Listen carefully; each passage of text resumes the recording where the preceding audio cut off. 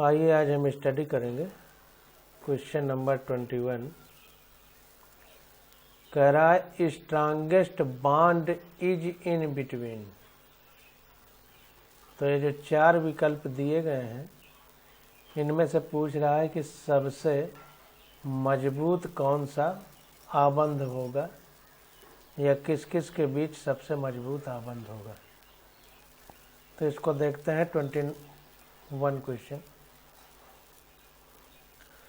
तो देखिए यहाँ पर हमको बता रहा है कि अकॉर्डिंग टू फजांस रूल, इसके ऊपर जो क्वेश्चन था उसमें हमने फजांस रूल पढ़ा था, तो उसी को फिर से रिपीट कर रहा है कि फजांस रूल के अनुसार आयनिक character increases with increase in size of the cation. तो जो आयनिक चरित्र है किसी आबंध का, तो वो ये कह रहा है कि किसी भी परमाणु या अणु का जो आयनिक चरित्र है वो उसमें उपस्थित कैटायन यानी जो धनायन है उसकी साइज के साथ इंक्रीज करता है। तो जो आयनिक चरित्र है वो धनायन की साइज के साथ इंक्रीज करता है किसी परमाणु किसी अणु में। तो इसको ध्यान देना है, इसके ऊपर भी हम लोग पढ़ चुके हैं। अब जैसे यहाँ पर एग्जाम्पल दे रहा है कि CSRB KNA, तो NA KRB CS। हमने आपको बताया था हलीना के रब कब्र से फरार, तो ये याद कराया था।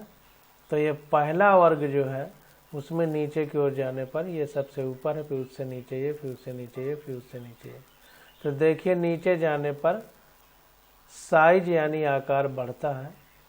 तो ये छोटा है, उससे बड़ा ये है, इससे बड़ा ये है, सबसे बड़ा ये। तो ये कह रहा है कि जो आयनिक चरित्र है वो कैटायन यानी धनायन की साइज यानी आकार के साथ बढ़ता है and with decrease in size of the anion. और ऋणायन का जितना ज़्यादा साइज होता है उस हिसाब से घटता है। तो कुल मिलाकर के जो आयनिक चरित्र है किसी अणु का वो धनायन बड़ा होने पर बढ़ता है और ऋणायन बड़ा होने पर घटता है। ये कहने का ना decrease in size of anion, यानी एनायन का साइज अगर बड़ा होगा तो आयनिक चरित्र कम होगा। 10 CSF has higher ionic character than NaCl। अब देखिए यहाँ पर क्या है कि CS जो है जितने भी हमारे क्षारीय धातुएं या क्षारीय मृदा धातुएं हैं, पहले वर्ग में क्षारीय धातुएं हैं, दूसरे वर्ग में क्षारीय मृदा धातु, ये जो है धनायन बनाने की प्रवृत्ति रखती हैं। और जितने हमारे हाइड्रोजन हैं ये जो है ऋणायन बनाने की प्रवृत्ति रखते हैं। हाइड्रोजन यानी जिसमें HFCl Br I AT ये सब आते हैं, तो वो हमारे हाइड्रोजन के अंतर्गत आते हैं। 7वें वर्ग के तत्व, पुराने हिसाब से कहें वैसे 17वें वर्ग के तत्व। तो ये हमारे जो है CSF की बात करें तो CS हमारा देखिए पहले वर्ग में सबसे नीचे है, F हाइड्रोजन में सबसे ऊपर है 7वें वर्ग में। तो ये जो है सबसे ऊपर है यानी नीचे जाने पर आकार बढ़ता है। तो चूँकि हाइड्रोजन जो है ऋणायन बनाने की प्रवृत्ति रखते हैं और क्षारीय धातुएं धनायन बनाने की, तो CS मतलब ये धनायन जो है ज़्यादा बड़ा है, ऋणायन छोटा है, क्योंकि F सबसे ऊपर है और CS सबसे नीचे है। तो ये धनायन वाला सबसे बड़ा है और ऋणायन वाला सबसे छोटा है। तो वही कह रहा है 10 CSF has higher ionic character than NaCl। तो CS बहुत बड़ा है, इसका मतलब धनायन बढ़ने के साथ साथ लिखा है ना increase in size of cation. Cation का मतलब हिंदी में धनायन होता है। तो धनायन का साइज जितना ज़्यादा होगा तो आयनिक चरित्र उतना ज़्यादा होगा। तो यहाँ पर देखिए CS बहुत बड़े आकार में है, इसलिए इसका आयनिक चरित्र या आयनिक कैरेक्टर ज़्यादा होगा NaCl की तुलना में। कह रहा है हेंस मतलब इसलिए bond in CSF is stronger then in NaCl। इसलिए CSF में जो बंध होगा वो NaCl की तुलना में ज़्यादा स्ट्रांग होगा। तो कहने का मतलब ये है कि जितना ज़्यादा आयनिक चरित्र होगा उतना ज़्यादा बॉन्ड मजबूत होगा। तो 21 का ए वाला ऑप्शन हमारा करेक्ट हो जाएगा, CSF। अगला क्वेश्चन देखते हैं, कह रहा है विच of the following bonds will be most polar. कह रहा है कि 4 ऑप्शन जो दिए गए हैं इनमें से कौन सा आबंध ऐसा है जो सबसे ज्यादा ध्रुवीय है। पोलर का मतलब ध्रुवीय। तो 22 नंबर क्वेश्चन देखते हैं। तो यहाँ पर देखिए हमको बता रहा है कि polarity of the bond depend upon the electronegativity difference of the 2 atom forming the bond. तो कह रहा है कि जो ध्रुवता है यानी पोलरिटी है वो इस बात पर डिपेंड करेगी कि जो आबंध बना है उसमें जो 2 परमाणु हैं उनकी इलेक्ट्रोनेगेटिविटी यानी विद्युत ऋणात्मकता का अंतर क्या है। तो जाहिर सी बात है कि जब ध्रुवता विद्युत ऋणात्मकता के अंतर पर डिपेंड करती है तो जितना ज़्यादा विद्युत ऋणात्मकता में अंतर होगा 2 परमाणुओं में उतना ज़्यादा ही पोलरिटी होगी बॉन्ड में, यानी बॉन्ड उतना ही ज़्यादा ध्रुवीय होगा। तो अब देखिए जो हमको 4 ऑप्शन दिए गए हैं NCl, OF, NF, NN। तो इसमें देखिए NN में तो दोनों N ही है तो दोनों की विद्युत ऋणात्मकता समान होगी तो ये अध्रुवीय होगा। इसमें NF में देखते हैं तो N और F में N की 3.04 और F की 4 है। इसी प्रकार O और F में देखते हैं तो O की 3.5, F की 4 है। NCl में देखते हैं तो N की 3.04 और Cl के 3.1 है। तो अब ये हमको याद नहीं करना है कि किसकी कितनी विद्युत ऋणात्मकता है। हमने आपको बताया था FONCl सबसे ज़्यादा विद्युत ऋणात्मक F है, फिर उससे कम O, फिर उससे कम N, फिर उससे कम Cl। तो इनमें जितना दूरी होगी उतना ज़्यादा ध्रुवीय होगा क्योंकि उतना ही ज़्यादा विद्युत ऋणात्मकता का अंतर होगा। तो जैसे फ्लोरीन है, फ्लोरीन यहाँ है, क्लोरीन यहाँ है, सबसे ज़्यादा दूरी है, बीच का अंतर सबसे ज़्यादा है तो विद्युत ऋणात्मकता का भी अंतर सबसे ज़्यादा होगा। तो वो जो है बंध यानी आबंध भी उतना ज़्यादा ध्रुवीय होगा। तो इसी में देख लीजिए तो यहाँ पर देखिए O और F, तो O और F तो अगल बगल है और ज़्यादा विद्युत ऋणात्मक भी है, सबसे ज़्यादा फ्लोरीन, फिर उससे कम ऑक्सीजन। N और F तो N यहाँ पर है, F यहाँ पर है, N यहाँ पर है और F यहाँ पर है। तो NF में ये देखिए इनके बीच सबसे ज़्यादा अंतर है और NN तो है ही, NN तो एक ही है। NF में से अंतर, फिर OF, फिर NCl भी अगल बगल है। तो F और N यही अंतर ज़्यादा लग रहा है। तो इसको देखते हैं घटा के कितना है। तो यहाँ पर देखिए N और F ज़्यादा दूर है तो जो NF वाला आंसर होगा वही सही होगा। तो C वाला आंसर हमारा सही हो जाएगा। इसको ये याद नहीं करना है, कितना याद करेंगे, ट्रिक से हमको बातों को समझ करके उत्तर देना है और आंसर सही करना है। अब 23 नंबर क्वेश्चन देखते हैं। The valence shell electron pair repulsion, VSEPR जो थियरी थी उस पे जो क्वेश्चन है वो हमको करना है। तो यहाँ पर देखिए कह रहा है कि in the structure of ClF3 the number of loan pair of electron on central atom Cl is.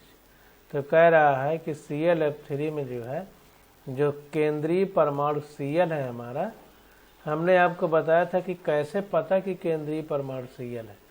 तो ये बताया गया था कि जो एकल बंध बनाते हैं तो एकल बंध तो Cl भी बनाएगा, F भी बनाएगा।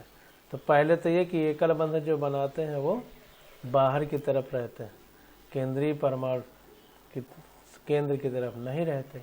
दूसरा क्या था कि जिसकी विद्युत ऋणात्मकता ज़्यादा होती है वो भी केंद्र की तरफ नहीं रहते। तो Cl और F3 में F जो फ्लोरीन है उसकी विद्युत ऋणात्मकता क्लोरीन से ज़्यादा है, इसलिए क्लोरीन ही हमारा सेंट्रल एटम या केंद्रीय परमाणु होगा।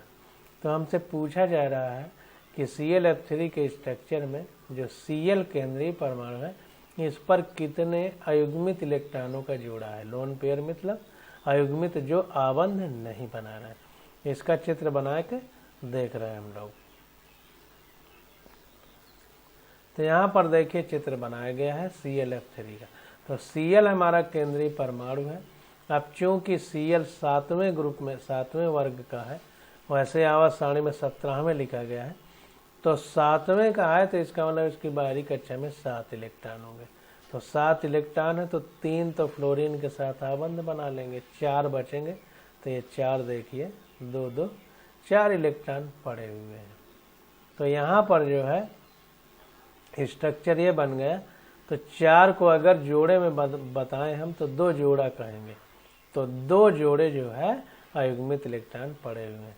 तो वही कह रहा है hence Cl has 2 loan pair of electron. इसलिए Cl के पास कितने लोन पेयर इलेक्ट्रॉन होंगे? 2 जोड़ा, 2 पेयर। तो 23 का बी ऑप्शन हमारा करेक्ट हो जाएगा। 24 नंबर क्वेश्चन देखते हैं। कह रहा है कि predict the correct order among the following. ये जो 4 विकल्प हमको दिए गए हैं इनमें से सबसे करेक्ट कौन सा है? तो हमने आपको बताया था कि सबसे ज़्यादा अयुग्मित इलेक्ट्रॉनों के बीच प्रतिकर्षण होता है। अयुग्मित इलेक्ट्रॉन को अंग्रेजी में लोन पेयर बोलते हैं। तो लोन पेयर के बीच सबसे ज़्यादा प्रतिकर्षण होगा। फिर इसके बाद जो अयुग्मित और आबंध वाले हैं उनके बीच होता है, तो लोन पेयर और बॉन्ड पेयर हो जाएगा। फिर सबसे कम प्रतिकर्षण होता है आबंध बनाने वालों के बीच, तो आबंध यानी बॉन्ड, तो बॉन्ड पेयर और बॉन्ड पेयर के बीच। ये सीधा यही क्रम हमको NCERT में दिया गया है। आप लोग पढ़ेंगे तो समझ में आ जाएगा। तो 24 का सी ऑप्शन हमारा करेक्ट हो जाएगा।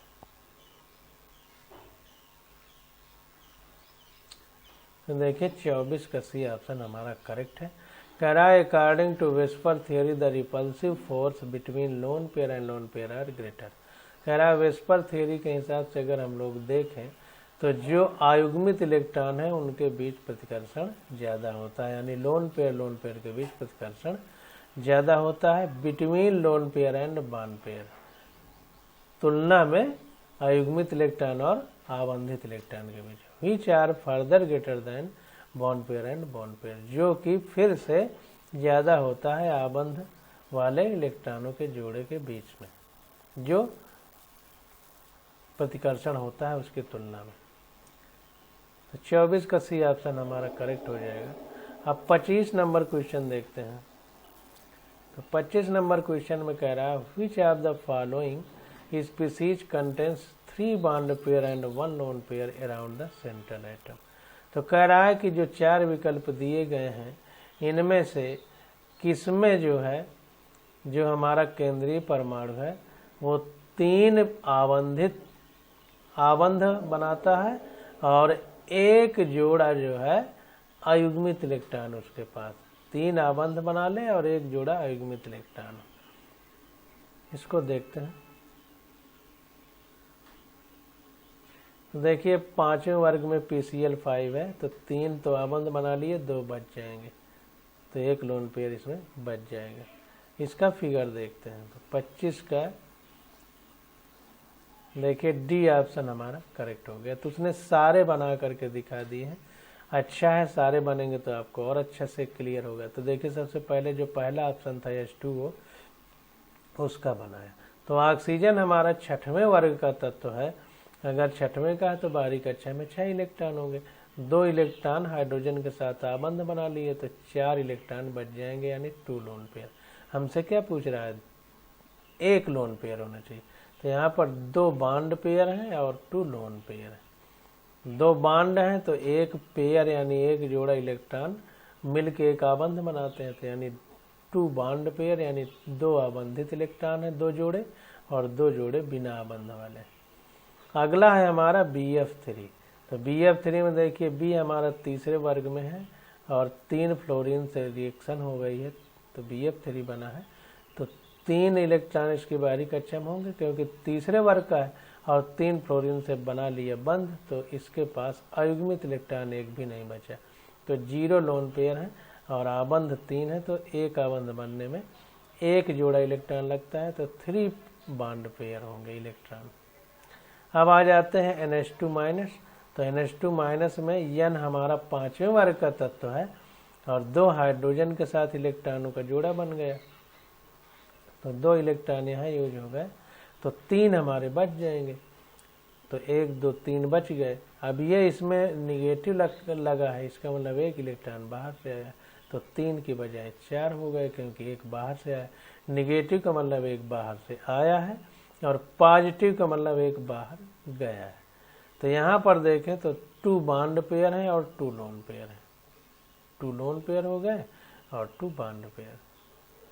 अब देखिए PCl3 की बात करें, तो PCl3 हमारा 5वें वर्ग का तत्व है, तो 5 इलेक्ट्रॉन इसकी बाहरी कक्षा में होंगे, 3 इलेक्ट्रॉन क्लोरीन के साथ बंध बना लिए, तो 2 बच गए, तो 1 पेयर बच गया, 3 पेयर इसमें बॉन्ड बन गए और 1 लोन पेयर हमारा बचा रह गया।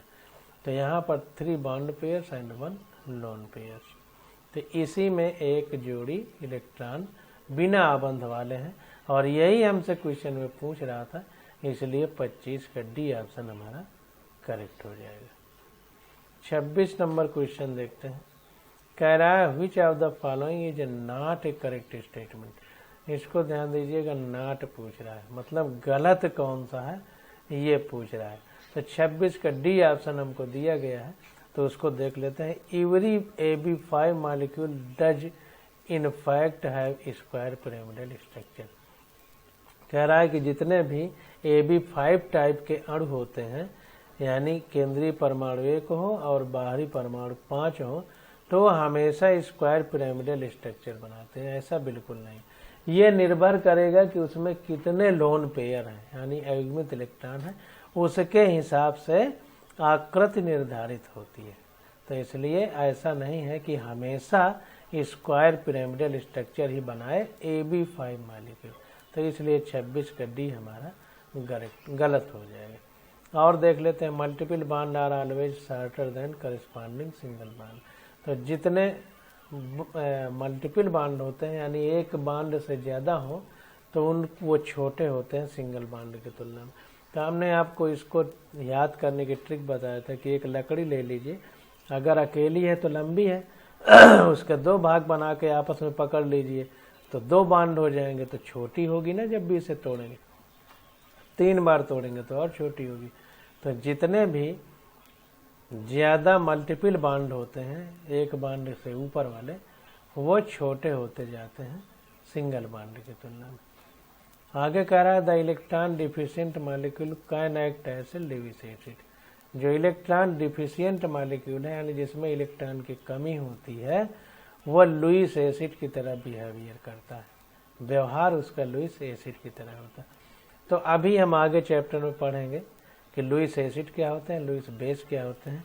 अभी बस इतने समझिए कि जिसमें इलेक्ट्रॉन की कमी होती है वो लुईस एसिड की तरह काम करता है, जिसमें इलेक्ट्रॉन की अधिकता होती है लुईस बेस की तरह काम करता है। अगला है the conical structure have no real existence. जो हमारे पास कोनिकल स्ट्रक्चर होते हैं, जो अनुनादित संरचनाएं होती हैं, उनका कोई वास्तविक अस्तित्व नहीं होता है, वास्तविक नहीं होता है। ये तो हमने समझने के लिए किताबों में बना दिया कि ऐसा ऐसा हो सकता है, लेकिन वास्तविक उसका कोई वो नहीं होता है। मिला जुला रूप जो एक बनाया जाता है उसी तरह होना चाहिए।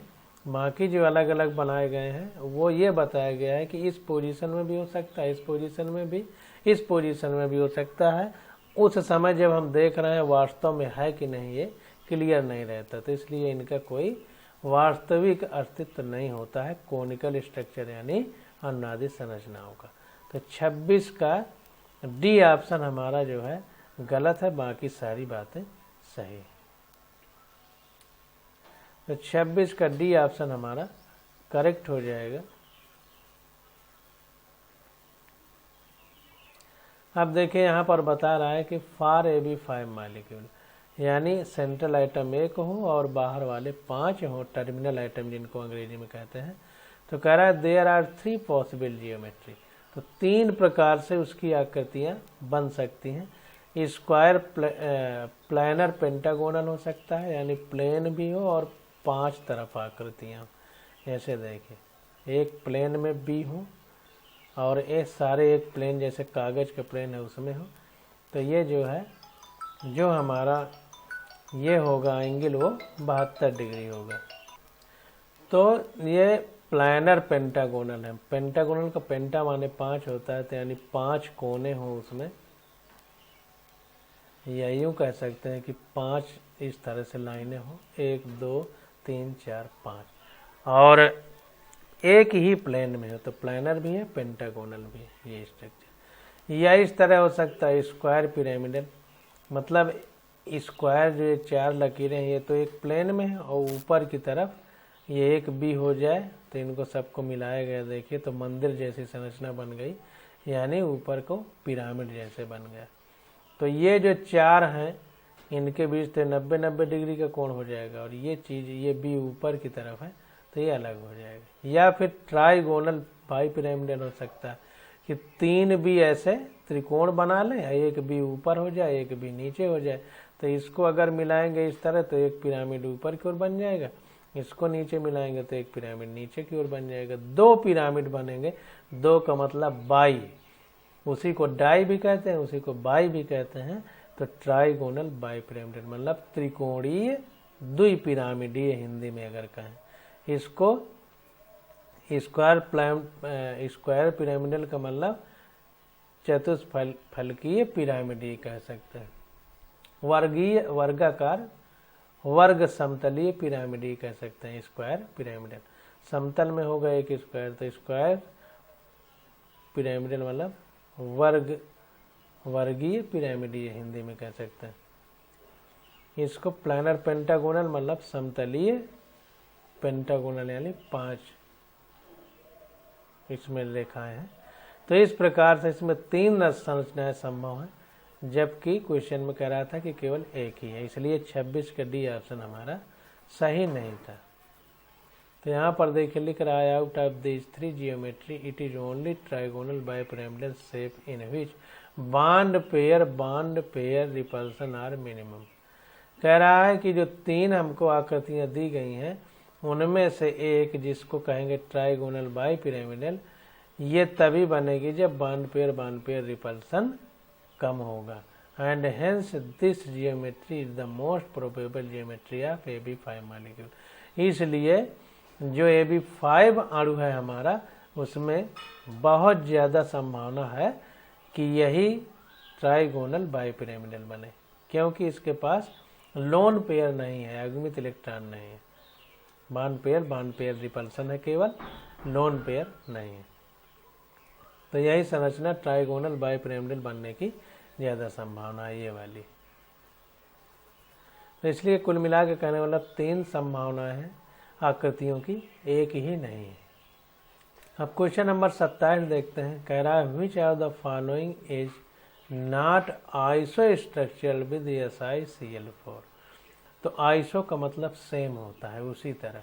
तो कह रहा है कि SiCl4 की जिस प्रकार से संरचना है, ये जो 4 विकल्प दिए गए हैं तो इनमें से किसकी संरचना SiCl4 जैसी है।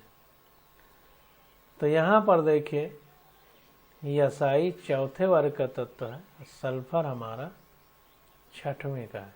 तो इसमें लोन पेयर और बॉन्ड पेयर के आधार पर हम आकृतियाँ बताएंगे।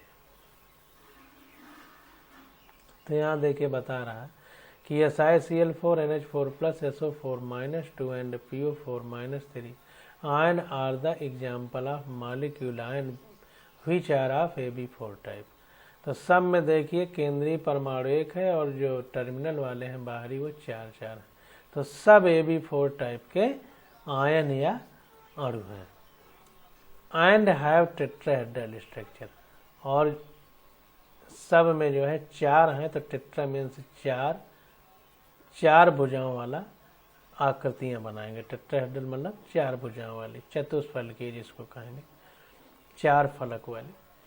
तो SCl4 is AB4 lone pair type species. तो SCl4 जो है हमारी, ये SCl4 इसमें नहीं दिखा रहा है।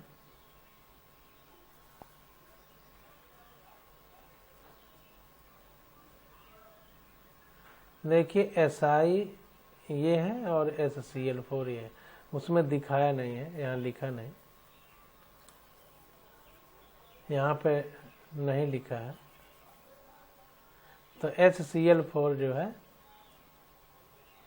ये क्या है, is Ab4 lone pair type species. Lone pair क्यों, इसमें अयुग्मित इलेक्ट्रॉन क्यों है, क्योंकि सल्फर हमारा 6वें वर्ग में है, 4 तो 6वें वर्ग में है, तो 6 इलेक्ट्रॉन बाहरी कक्षा में होंगे। बाहरी कक्षा वाले इलेक्ट्रॉन ही आबंध बनाते हैं, वही लोन पेयर के रूप में रहते हैं।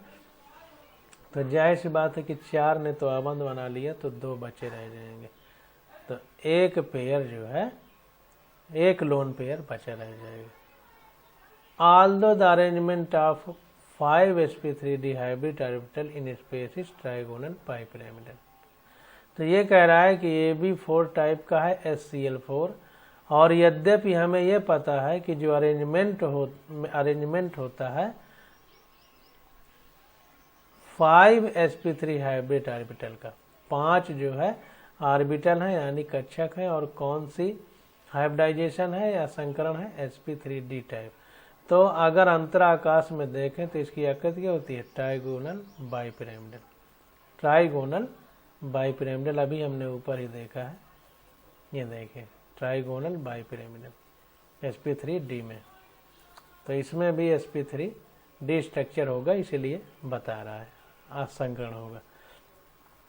तो ये कह रहा है कि अरेंजमेंट जो होता है sp3d हाइब्रिड ऑर्बिटल में वो ट्राइगोनल बाइपिरामिडल। तो due to the presence of 1 lone pair of electron in the basal hybrid orbital. उसका कारण क्या है, ट्राइगोनल बाइपिरामिडल आकृति क्यों होता है, क्योंकि जो है एक लोन पेयर इलेक्ट्रॉन होता है बेसल हाइब्रिड ऑर्बिटल में, ठीक ना। तो कह रहा है the shape of Ab4 lone pair species get distorted and become distorted tetrahedral और सीसा शेप।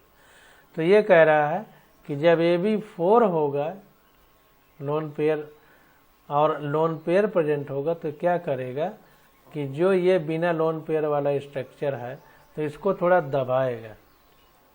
तो Ab4 टाइप रहेगा, और जब इसको दबाएगा तो इसमें 5 हैं और उसमें 4 हैं, तो जाहिर सी बात है कि एक भी नहीं होगा। Ab4 में 1 2 3 4 होगा ना, ये नहीं होगा। तो ये जो है ये सीधा ऐसे होगा, जब इसको दबाएगा तो ये सीधा हो जाएगा, तो सीसा शेप यानी टी शेप इसकी आकृति बन जाएगी। तो वही यहाँ पर कह रहा है कि द शेप ऑफ Ab4 यानी lone pair species get distorted, उसको थोड़ा सा मोड़ देगी, लोन पेयर दबा देगा बंध को, आबंध को, तो थोड़ा सा दब जाएगा, और ये आकृति जो है डिस्टॉर्टेड टेट्राहेड्रल मतलब थोड़ा बिगड़ी हुई चतुष्फल की आकृति, या उसी को सीसा शेप कहते हैं, उस तरह की आकृति बन जाएगी। तो 27 का बी वाला ऑप्शन हमारा सही हो जाएगा। तो इसमें जो है ये कह रहा है कि ये HCl4 है, ये आइसो स्ट्रक्चरल नहीं है SiCl4 के, मतलब जो संरचना इसकी है वो ऐसी SiCl4 की नहीं है, क्योंकि ये 4थे वर्ग का है, 6वें वर्ग का है। इसमें लोन पेयर ऑफ इलेक्ट्रॉन है, अयुग्मित इलेक्ट्रॉन है, इसमें अयुग्मित इलेक्ट्रॉन नहीं है। तो जिसमें नहीं होंगे अयुग्मित इलेक्ट्रॉन वही इसकी तरह संरचना शो करेंगे, ये नहीं शो करेंगे। तो इस तरह से हम लोगों को समझना है। जैसे देखिए NH4+ है, तो N 5वें में है, 1 प्लस लगा है, इसका मतलब 1 इलेक्ट्रॉन निकला होगा, तो 4 बचे, तो चारों ने बंध बना लिए। इसी प्रकार SO4-2 में देखें, सल्फर हमारा ये 6वें वर्ग में है और ऑक्सीजन भी 6वें वर्ग में, तो ये बनाएंगे, तो इसमें 2 इलेक्ट्रॉन बाहर से आ गए हैं, तो ये भी आकृति लगभग इसकी तरह हो जाएगी, इसमें भी वैसे ही होगा। ये देखिए 5वें में है तो 3 बाहर से आ गए, 6वें में है तो 2 बाहर से आ गए हैं, तो 8 हो गया। इसमें 5 है, 3 बाहर से आ गए तो 8 हो गया। तो कुल मिला करके ये डबल डबल आबंध जब बना रहे हैं ऑक्सीजन के साथ, 2 बंध बनते हैं, तो 4 ऑक्सीजन है, उसके लिए 8 इलेक्ट्रॉन चाहिए, तो सल्फर में 6 है और 2 बाहर से आ गए तो 8 हो गए, तो चारों ऑक्सीजन ने डबल डबल बंध बना लिए। तो इसके पास भी लोन पेयर नहीं, इसके पास भी लोन पेयर नहीं है, इसके पास भी लोन पेयर नहीं है और इसके पास भी लोन पेयर नहीं है। तो जिनके जिनके पास लोन पेयर नहीं है वो वैसे ही संरचना बना रहे हैं। इसके पास लोन पेयर हैं 2, तो इसलिए ये दूसरी आकर दिखा रहा। तो ये आइसो स्ट्रक्चर नहीं हो गए SiCl4 के, बाकी ये सब होंगे। क्वेश्चन नंबर 28 देखते हैं। कह रहा है in which of the following molecules all the bond are not equal. कह रहा है कि कौन से विकल्प में सारे जो आबंध हैं वो इक्वल नहीं होंगे, ये हमसे पूछ रहा है। तो देखिए इसको देखते हैं। तो देखिए कह रहा है द ClF, तो ClF EQ लिखा है, ठीक ना।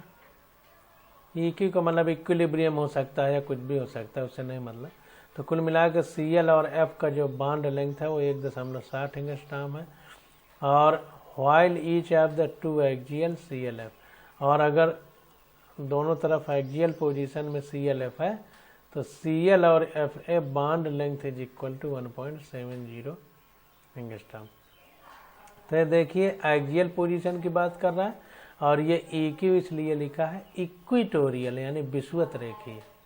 तो ये अक्षीय स्थिति में अगर देखा जाए तो ClF के बीच का कोण होगा 1.70 एंगस्ट्रॉम, और इक्वेटोरियल यानी विषुवत रेखीय स्थिति में देखा जाए तो ClF के बीच जो बांध है वो 1.60 एंगस्ट्रॉम की उसकी लंबाई होगी। तो B वाले में ClF3 है, तो ClF जो है इसमें 3 बांध होंगे। F Cl केंद्रीय हो जाएगा, F इसके बाहर तरफ रहेगा, तो एक अक्षीय होगा, ये इस तरह समझ लीजिए Cl F और एक ये F। तो ये विषुवत रेखीय हो गया ये, और ये अक्षीय, ये एक्सियल पोजीशन ये हो गई, विषुवत रेखीय। तो चूंकि 2 पोजीशन में फ्लोरीन है तो दोनों की बॉन्ड लेंथ जो है अलग अलग होगी। तो 28 का B वाला हमारा ऑप्शन सही हो जाएगा कि इनमें जो है बॉन्ड इक्वल नहीं होंगे, नॉट इक्वल पूछ रहा है ना। तो 28 का B ऑप्शन हमारा करेक्ट हो जाएगा। 29 नंबर क्वेश्चन देखते हैं। कह रहा है विच of the following molecule has trigonal planar geometry. तो ट्राइगोनल यानी त्रिकोणीय समतलीय संरचना हमसे पूछ रहा है। तो जैसे बात है त्रिकोणीय समतलीय का मतलब अगर 3 बंध बन रहे हैं तो उसमें जो है लोन पेयर नहीं होना चाहिए, आबंधी इलेक्ट्रॉन नहीं होना चाहिए। तो पहला ही BF3 में B तीसरे वर्ग में है और 3 फ्लोरीन इससे मिल रही है। तो जब तीसरे वर्ग में है तो बाहरी कक्षा में 3 इलेक्ट्रॉन होंगे, तीनों बंध बना लेना है, इसका मतलब इसमें अयुग्मित इलेक्ट्रॉन यानी लोन पेयर नहीं होगा। तो इसलिए 29 का A वाला ऑप्शन हमारा सही हो जाएगा। देखिए फ्लोरीन B के साथ तो 3 अयुग्मित इलेक्ट्रॉन है बाहरी कक्षा में, तीनों ने आबंध बना लिया, तो कोई भी अयुग्मित इलेक्ट्रॉन नहीं बचा, लोन पेयर कोई भी नहीं। इसमें देखिए लोन पेयर है तो ये दबा रहा है, तो आकृति पिरामिडी हो गई, समतल में नहीं रहेंगे। इसमें भी देखिए एक लोन पेयर है, दबा रहा है क्योंकि 5वें में है। P की बाहरी कक्षा में 5 है इलेक्ट्रॉन होंगे क्योंकि 5वें वर्ग का है। 3 ने बंध बना लिया, एक इसको धकेल रहा है, इसलिए आकर पिरामिडी हो गई। इसमें देखिए I 7वें में है, 3 आबंध बना लिए तो 4 बच जाएंगे, तो ये 4 2 पेयर के रूप में पड़े हुए हैं। तो ये भी दबाएंगे तो ये इस तरह T शेप या आकृति बन जाएगी। तो कुल मिला करके इसमें कोई भी लोन पेयर नहीं है, यानी अयुग्मित इलेक्ट्रॉन नहीं है, सब बंध बना लिए हैं, तो इसलिए आकर ट्राइगोनल प्लेनर होगी। तो 29 का A ऑप्शन हमारा करेक्ट हो जाएगा। 30 नंबर क्वेश्चन देखते हैं। कह रहा है in a regular octahedral molecule MX6 the number of XMX bond at 180 degree is. तो कह रहा है कि जो अष्टफलकीय मॉलिक्यूल है MX6, इसमें XMX बॉन्ड है, तो उनमें से कितने 180 डिग्री पर है। जैसे बात है MX में 6 X हैं तो 6 बॉन्ड होंगे, तो 6 बांड में से कह रहा है कितने 180 डिग्री के कोण पर है। तो इसकी आकृति बनाएंगे तभी हमको पता चलेगा। तो यहाँ पर देखिए अष्टफलकी आकृति बनाया है। तो अष्टफलकी का मतलब कि 4 इस तरह रखे गए हैं और एक ऊपर है एक नीचे है। तो एक ये पिरामिड ऊपर बन गया, एक नीचे बन गया। तो स्क्वायर बाई पिरामिडल भी इसको हम कह सकते हैं। और चूंकि 8 फलक हैं, एक ये पूरा फलक हो गया प्लेन, एक ये फलक, एक ये फलक, एक इसके पीछे। तो 4 फलक ये ऊपर हो गए, 4 फलक नीचे भी होंगे। तो इस तरह की संरचना बन गई। अब इसको देखते हैं। In octahedral molecule 6 hybrid orbital directed towards the corner of regular octahedron with a bond angle of 90 degree. तो ये कह रहा है कि अगर ऑक्टाहेड्रल मॉलिक्यूल यानी अष्टफलकीय मॉलिक्यूल की बात करें तो 6 हाइब्रिड ऑर्बिटल हैं जो कि किनारे की तरफ हैं और उनके बीच का जो एंगल है वो 90 डिग्री है। ये कहने का मतलब। तो एक तो देखिए ये हो गया 1 2 3 4, एक ये 5 और एक ये नीचे वाला 6। तो 6 एंगल हमारे जो है 90 डिग्री भाई 6 हाइब्रिड ऑर्बिटल में। ठीक ना, ये किनारे वाले हैं, ये 90 डिग्री होंगे क्योंकि स्क्वायर है, और ये ऊपर नीचे वाले भी 90 डिग्री होंगे। According to this geometry the number of XMX bond at 180 must be 3। अगर 180 डिग्री पर देखा जाए तो 3 बॉन्ड है XMX। एक तो ये है, एक तो ये हो गया XMX, ये पूरा सीधा है तो 180 डिग्री। एक ये XMX, ये पूरा सीधा है तो 180 डिग्री। और एक ये हो गया XMX, ये पूरा ऊपर से नीचे तक सीधा है तो ये 180 डिग्री हो गया। तो 3 बंध जो हमारे हैं पूरे स्ट्रक्चर में वो 180 डिग्री पर उपस्थित है। अब 31 नंबर क्वेश्चन आ जाता है हमारे पास। तो 31 नंबर क्वेश्चन की स्टडी हम लोग अगले लेक्चर में करेंगे। आज बस यहीं तक।